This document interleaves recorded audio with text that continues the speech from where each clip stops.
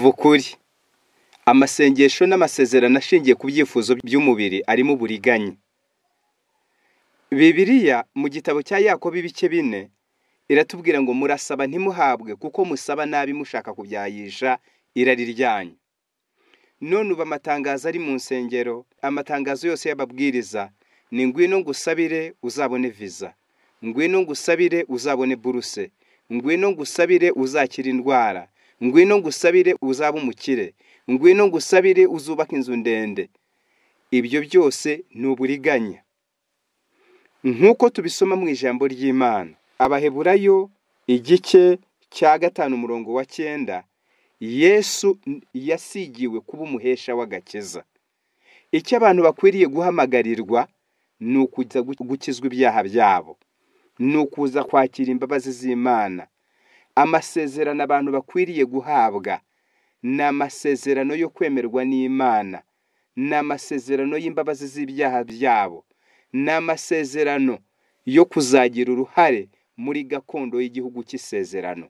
Naho amasezerano, ibyifuzo bishingiye ku byifuzo by'umubiri.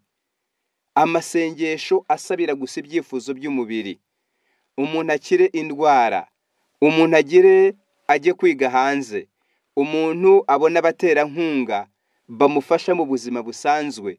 Ibyo Imana isanzwe ari umwishingizi wabyo, no kubadasenga irabibaha.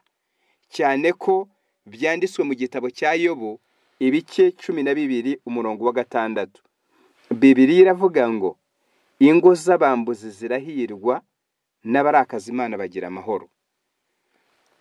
Amahoro Imana igiye aha abantu bose. N'abambuzi, umuntu yambura abakozi bamuhingiye ibyo ahinze bikera. Umuntu yambura abashumba bamuragirira izo baragiye zikabyara inyana. Umuntu yambura abakozi bamucururiza imishinga y'ikajya mbere. Rero Imana mu mbabazi zayo iby'ubu buzima ijya ibigenera abantu bose, abasenga n'abadasenga ikabibaha. Rero amatangazo yo guhamagara abantu ngo ngwino mbasengere muzaba bakire, ngwino mbasengere muzagere ku bikomeye, ngwino mbasengere muzazamurwe mu ntera, ayo masengesho arimo uburiganya. Amasezerano yo gusezeranira abantu imyanya ikomeye mu nzego bakoramo, imyanya ikomeye mu bigo bakoramo, ibyo ngibyo ntabwo bihuje n'ubushake bw'Imana.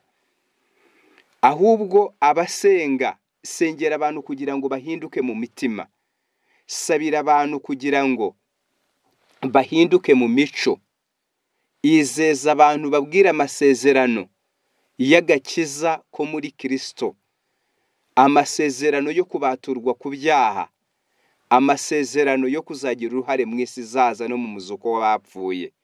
Naho kwiyiriza ubusa iminsi 7, ugasanga umuntu abaze mu butayu iminsi 8, inzara ikenda kumuhotora, wamubaza icyo asengera ngo ni kera bansuzugura, ngo ndagira ngo nanjye abana banjye Imana ibahe umugisha, nabo bazajye muri Amerika, nabo bazagira imyanya ikomeye mu nzego bakoramo, bazabona babashyigikira, maze babandi bansuzuguraga bazajye noneho bandamutsa banyubashye. Ibyo ni ibyifuzo by'umubiri. Amasengesho n'amasezerano ashingiye kuri ibyo aba ari mu buriganya. Mu Baheburayo igice cya 5:9, Yesu ntabwo yasigiwe kuba umuhesha w'ubukire, ahubwo yasigiwe kuba umuhesha w'agakiza. Mu gitabo cya Yobu ibice 21, Bibiliya irabaza iti niki gituma abanyabyaha babaho bakisazira ndetse n'ingo zabo zikarushaho gukomera? Imigisha y'ubu buzima Imana igiye iduhera kuko yaturemye ikayiduhera kuko ari umwishingizi wacu, ariko ntabwo iyiduhera kuko twiyirije ubusa, kuko twasenze.